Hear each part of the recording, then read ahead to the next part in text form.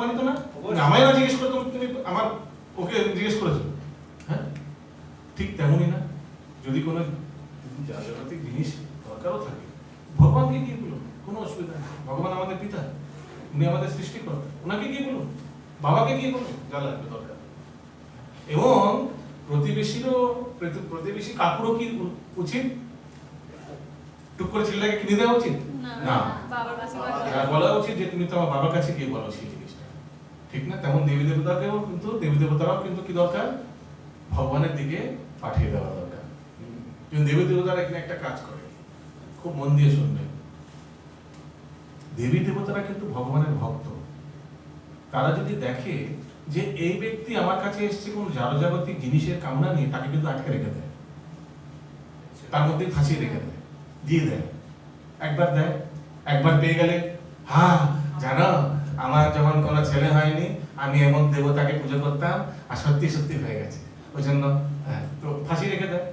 আর সে ISKCON জীবনে আসবে না, কৃষ্ণ ভক্তের জীবনে আসবে না, বলবে না ওনাকে ছাড়বো না, উনি কিন্তু আমার ছেলেটাকে দিয়েছে, ঠিক না? বলে না এরকম, ওনার জন্যই কিন্তু আমার ছেলেটা পেয়েছি, সে কিন্তু এইভাবে ফাঁসি রেখে দেয়। দেবতারা খুব চতুর হয়। কিন্তু দেবতা বা দেবী যদি দেখে যে এই ভক্ত আমার কাছে এসছে অজ্ঞানে, ও আমাকে ভগবান ভেবে আমার কাছে এসছে, কিছু চাইছে না, আমার কাছে এসে বলছে, হে প্রভু আপনি জগতের সৃষ্টিকর্তা, আপনি আমার মঙ্গল করুন, যেন আমি আপনার ভালো করে ভজন কীর্তন করতে পারি। ও আমায় দিতে চাইছে, কিছু নিতে চাইছে না। তখন দেবী দেবতা দেখবে যে এত ভালো নিষ্কাম ব্যক্তি, একে আমার আটকা রাখা উচিত না, इसको रोकना नहीं चाहिए, he should progress in spiritual life। তখন দেবী দেবতা তাকে পাঠিয়ে দেয় ভগবানের কাছে, বলে দেয় যে আমি not boss, my boss, I also have a boss, ঠিক না? ঠিক যেমন আমরা দেখি কোনো এক ব্যক্তি শিব ঠাকুরের কাছে গেছিলেন, উপাসনা করছিলেন, একদম নিষ্কাম ভাবে অনেকদিন শিবের উপাসনা করেছিলেন। তখন শিব ঠাকুর তার উপর প্রসন্ন হয়, নিষ্কাম ভাবে, কোনো কামনা বাসনা ছিল না, কিন্তু ওনাকে ভগবান ভেবে ওনাকে আরাধনা করছিলেন। তখন মহাদেব তার উপর কৃপাপূর্বক তাকে সনাতন গোস্বামীর কাছে পাঠিয়ে দেন। জানেন তো আপনারা, দিয়ে বলেন যা ওনার কাছে, ওনার কাছে বড় বড় রত্ন আছে। তো সনাতন গোস্বামীর কাছে গিয়ে বলেন, আমি শুনেছি আপনার কাছে খুব বড় কিছু আছে, রত্ন আছে, পরশ পাথর আছে নাকি শুনেছি, কোথায় আছে? সনাতন গোস্বামীকে মহাপ্রভু ওনার অনেক কাজ দিয়ে দিয়েছে, ওনার সময় নেই যে পরশ পাথর ঘোতে সবাইকে শোনা করার, অত টাইমই নেই, তারপরে বিক্রি করতে হবে, তারপর সেগুলো দিয়ে ইন্দ্রতৃপ্তি করতে হবে, যারা দিয়েছে হবেই না কিছু। মহাপ্রভু অলরেডি সেবা দিয়ে দিয়েছে, ভগবান সেবা দিয়ে গেছে, উনি সব ওই ডাস্টবিন আছে, সত্যি গিয়ে ডাস্টবিন চেক করে সত্যি কিছু একটা আছে, উঠিয়ে দেখে যখন শোনা হয়ে গেছে, সব শোনা বাস, এবার গিয়ে তো আমি সোনার ব্যবসা করবো। হ্যাঁ, এই চলে গেছে। রাস্তায় যেতে যেতে ভাবছি, ব্যক্তি কত ধনী হবে, পরশ পাথর ডাস্টবিনে রাখে, পরশ পাথর ডাস্টবিনে রাখে, তাহলে লকারে কি রাখে? যে ব্যক্তি পরশ পাথর ডাস্টবিন में रखता है उसका लॉकर में क्या होगा? हाँ, तो আমার ফেরত এসছে, বলছে স্যার আপনি পরশ পাথর ডাস্টবিনে রাখেন, আমার আপনার কাছে সবচেয়ে মূল্যবান কি আছে দিন প্লিজ, আপনি সাধু ব্যক্তি, আর সাধুদের কর্তব্য হচ্ছে সাধারণ ব্যক্তির ইচ্ছা পূর্ণ করা। হ্যাঁ ঠিক আছে, তুমি যাও, ইয়েস যাও, সামনে যমুনায় স্নান করে এসো। তো স্নান করে এসে তখন তাকে হরিনাম দীক্ষা দিয়েছে সনাতন গোস্বামী। আর সেই হরিনাম পাওয়ার পর সে তো একদম, দেখুন সব মহাদেবের কৃপায়। কিন্তু মহাদেব কেন করলেন এই ব্যক্তিকে? কারণ কি সে নিষ্কাম ভাবে ভগবানের কাছে এসেছে, ওই মহাদেবের কাছে এসেছে। কিন্তু পরবর্তীকালে অফকোর্স ভ্রমিত হয়ে গেছিলেন, আর পরশ পাথর পেয়ে তো হরে কৃষ্ণ।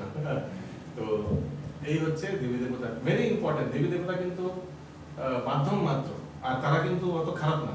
এই কয়েকটা খারাপ কার্যগুলো করে অবশ্য দেবী দেবতারা, যেমন ইন্দ্র, ব্রহ্মা এটসেট্রা, এগুলো কিন্তু আমাদের শিক্ষা প্রদান করার জন্য ভগবান আমাদের ওনাদেরকে দিয়ে করান।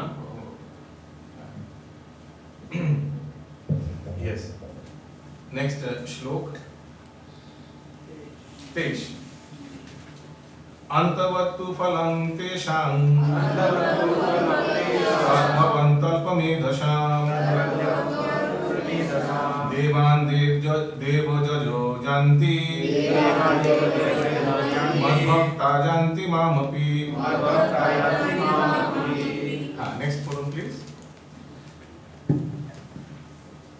অল্পবুদ্ধি ব্যক্তিদের আরাধনা লব্ধ সেই ফল অস্থায়ী। দেবউপাসকগণ দেবলোক প্রাপ্ত হন, কিন্তু আমার ভক্তেরা আমার পরম ধাম প্রাপ্ত হন। হ্যাঁ, প্রথম সেন্টেন্স আর দ্বিতীয় সেন্টেন্স দুটো জিনিস বলছেন ভগবান। ফার্স্ট, কি যা দেবে দেব দেবতারা সেটা কিন্তু টেম্পোরারি, লব্ধ ফল অস্থায়ী, বেশি দিন না, বেশি দিন থাকবে না। আর একটা জিনিস তো লেখেননি, প্রভুপাদ ক্লিয়ারিফাই করেছেন, ফলে বিপরীত হতে পারে, হিতে বিপরীত হতে পারে। পুত্র সন্তান চেয়েছেন, পুত্র সন্তান পেলেন, সেই পুত্র সন্তান এমন দুঃখ দিল, কি বাংলায় বলে না, ধরি কেঁদে বাজি, ছেড়ে দেওয়া কাজে বাজি। আরে বাবা, কেন চাইলাম, কি পুত্র সন্তান, আমায় বাড়ি থেকে আমার ঘর থেকে বের করে দিল। হয় না এরকম, হয় না এরকম সমাজে? আজকাল তো প্রচুর ঘরে ঘরে এরকম। তো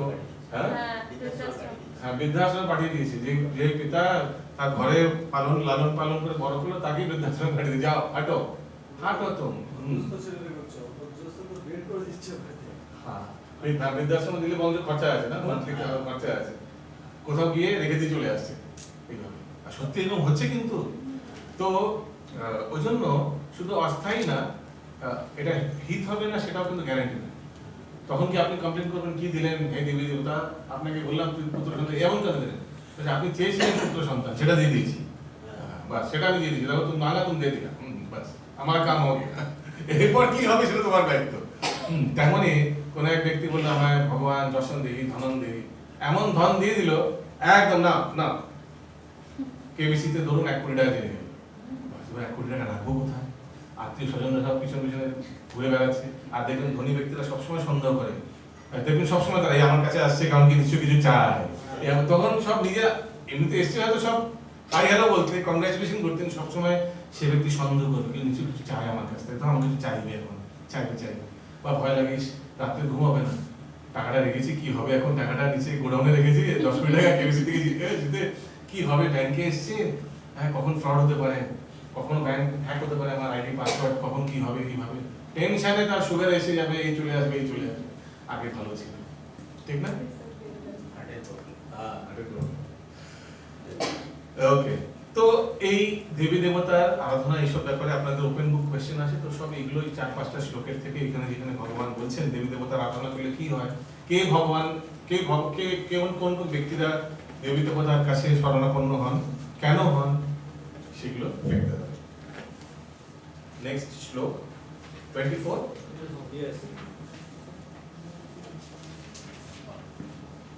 अव्यक्तं व्यक्तिम् आपन्नं मान्यन्ते मामबुद्धय परं भावमजानन्तो मामव्ययम् अनुत्तमम्। অল্প সরি, বুদ্ধিহীন মানুষেরা, নেক্সট প্লিজ। বুদ্ধিহীন মানুষেরা যারা আমাকে জানে না, মনে করে যে আমি পূর্বে অব্যক্ত নির্বিশেষ ছিলাম, এখন ব্যক্তিত্ব পরিগ্রহ করেছি। একদম মূর্খ। আগে নির্বিশেষ ছিল, এখন ব্যক্তিত্ব এসেছে। এই দেখো এখন কৃষ্ণ লীলা করছে আমাদের বৃন্দাবনে, আগে কিন্তু নির্বিশেষই ছিল, এইভাবে তারা ভাবে। তাদের অজ্ঞতার ফলে তারা আমার অব্যয় ও সর্বোত্তম পরম ভাব সম্বন্ধে অবগত নয়। সর্বোত্তম ভাব মানে আমার সাকার রূপকে তারা কিন্তু অবগত হতে পারে না। তারা ভাবে আমি নিরাকার, কিন্তু এখন একটা জড়দেহ গ্রহণ করেছি, ভগবান শ্রীকৃষ্ণ জড়দেহ গ্রহণ করেছি, ছোট বালক। পূর্ববর্তী শ্লোকে দেব উপাসকদের অল্প বুদ্ধি সম্পন্ন বলে বর্ণনা করা হয়েছে, এবং এখানে নির্বিশেষবাদীদেরও সেই রকম বুদ্ধিহীন বলে বর্ণনা করা হয়েছে। ভগবান শ্রীকৃষ্ণ তার স্বরূপে অর্জুনের সঙ্গে এখানে কথা বলছেন, অথচ নির্বিশেষবাদীরা এতই মূর্খ যে অন্তিমে ভগবানের কোনো রূপ নেই বলে তারা তর্ক করে। শ্রী রামানুজাচার্যের পরম্পরায় মহিমাময় ভগবত ভক্ত শ্রী যমুনাচার্য এই সম্পর্কে একটি অতি সমীচীন শ্লোক রচনা করেছেন। হ্যাঁ, এটাকে স্কিপ করে দিন। আর লাস্ট প্যারাগ্রাফে আসুন। তাই অদ্বৈতবাদের মতে পার এই যে, তাই অদ্বৈতবাদীদের মতবাদ এই যে পরম তত্ত্ব নিরাকার এবং তার রূপ কেবল আরোপণ মাত্র, তা সত্য বলে প্রমাণিত নয়। এখানে স্পষ্টভাবে বর্ণনা করা হয়েছে যে পরম তত্ত্বের সবিশেষ রূপ আরোপিত নয়। ভগবদ্গীতা থেকে আমরা স্পষ্টভাবে বুঝতে পারি যে বিভিন্ন দেবদেবীর ও ভগবানের রূপ একই সঙ্গে বিদ্যমান এবং ভগবান শ্রীকৃষ্ণের রূপ সচ্চিদানন্দময়। বেদেও বারবার উল্লেখ করা হয়েছে যে পরম তত্ত্ব হচ্ছে আনন্দময় ভাষা, অর্থাৎ স্বভাবতই তিনি চিৎ ঘনানন্দ এবং তিনি অত্যন্ত শুভ মঙ্গলময় গুণের আধার। গীতাতে ভগবান বলছেন যে যদিও তিনি অজ, তবুও তিনি অজ, তবুও তিনি আবির্ভূত হন। অজ মানে ভগবানের কিন্তু কোনো জন্ম হয় না, মাদার ফাদার নেই কিন্তু অ্যাকচুয়ালি। তো কেউ বলতে পারে মাদার ফাদার তো আছে, দেবকী বাসুদেব, যশোদা আনন্দ মহারাজ, তারপর অযোধ্যায় কে আছে, কৌশল্যা দশরথ, কিন্তু এনারা কিন্তু আসলে সব ভক্ত, ঠিক না?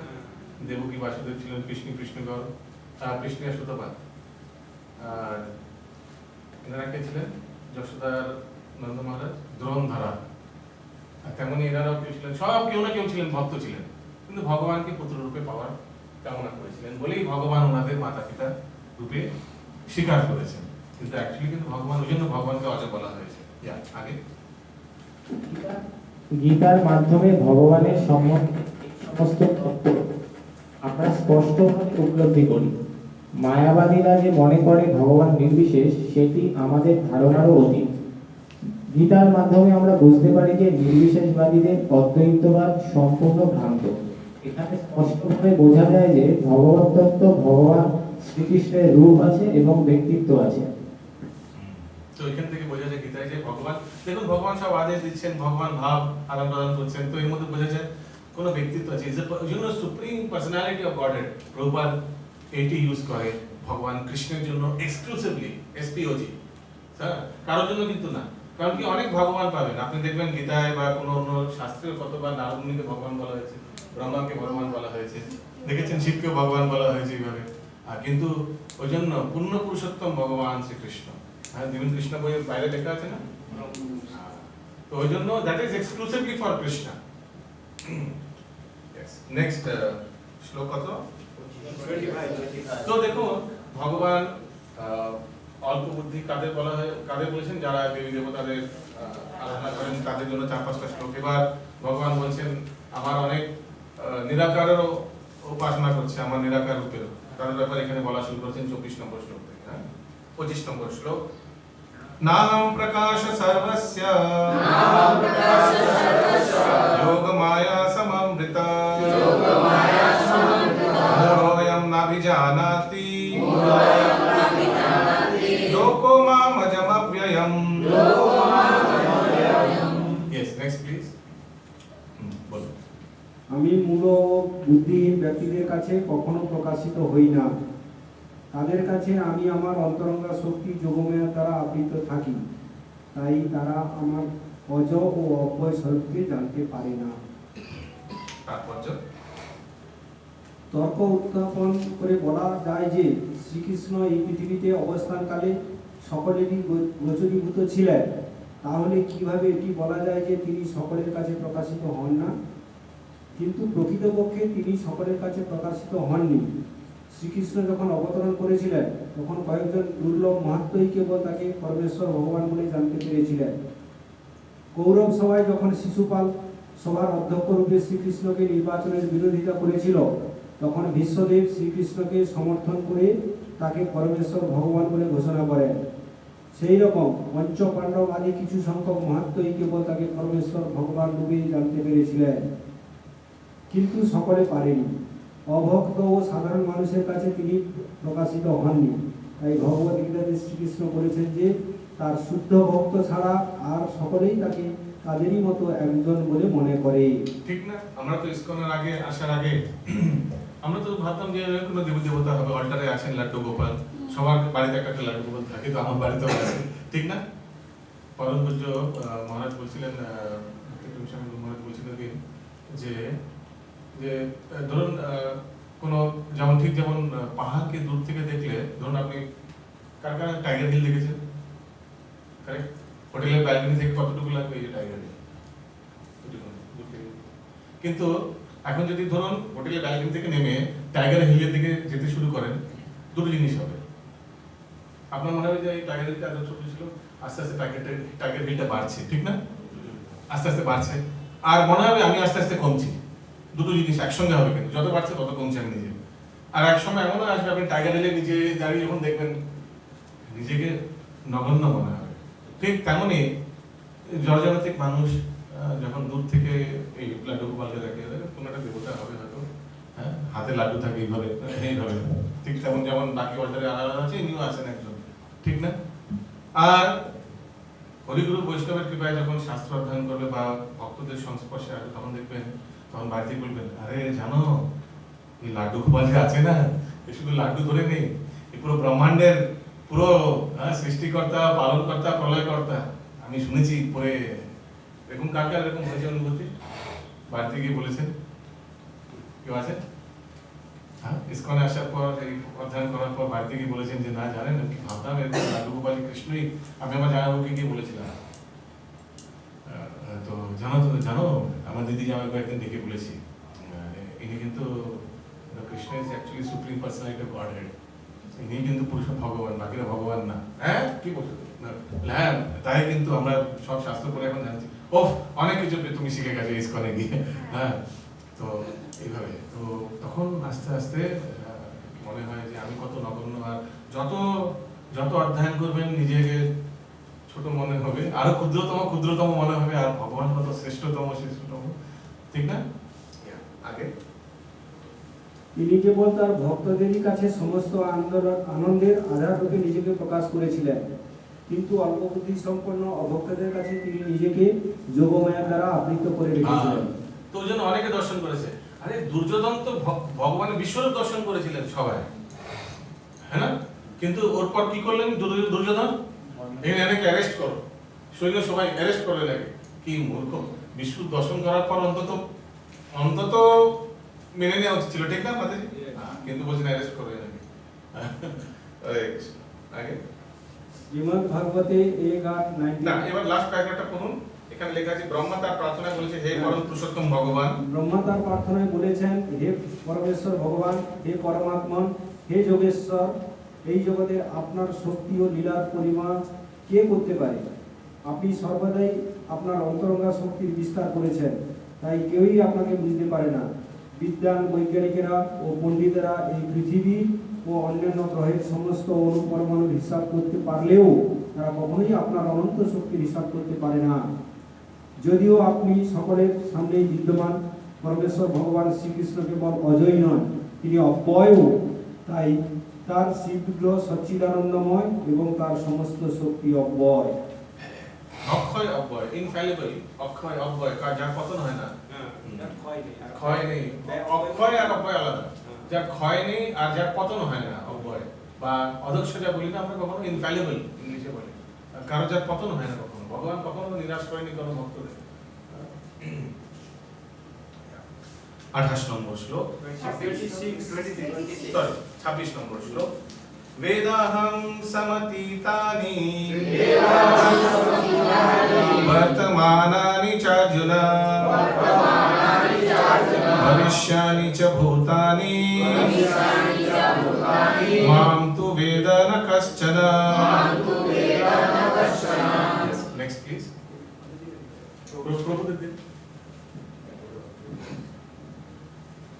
হে অর্জুন, পরমেশ্বর ভগবান রূপে আমি অতীত, বর্তমান, ভবিষ্যৎ সম্বন্ধে সম্পূর্ণরূপে অবগত।